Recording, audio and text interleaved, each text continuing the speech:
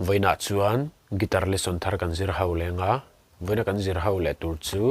Vanlalsailova Nitin hian ti hla sakha gitara Perhdan kan zir ho ang he hla hi kepo hi second fret a kron vo dona second fret ka vo na chan chu hla hi heta A sharp in alata bar chord pan ngaya wangin kepo second fret a vo hian ol sampha emema chu wangin kepo second fret a kron vuanga G in kan langa asang asi atiama D minor E minor chuan B hi kan pang telanga B hi te point kan phet theya chuan ti hian kan strum theya down down down up ti kan zom char charang down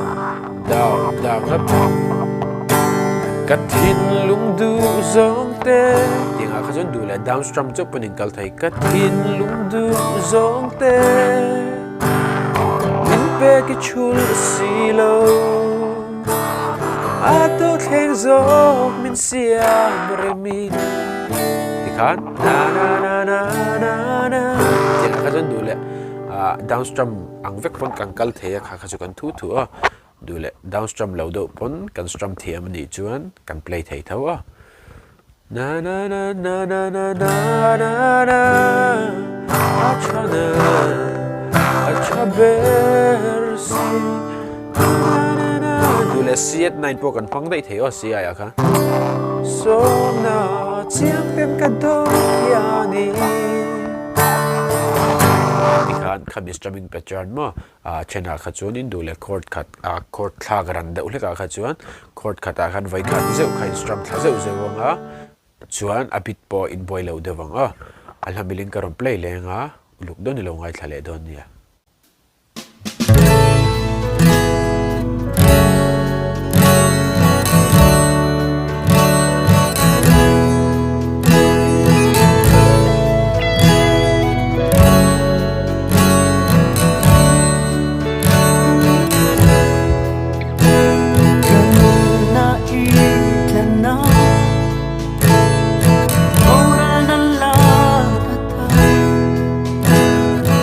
Llama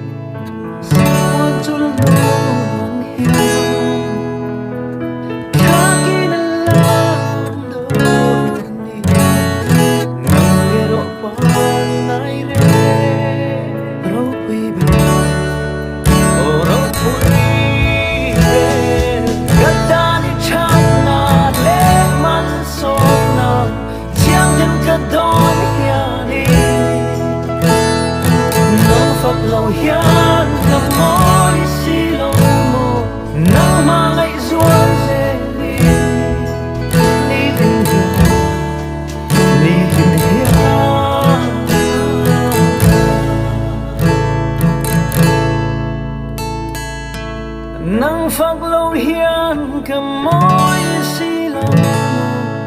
nắng mang ấy ruộng dệt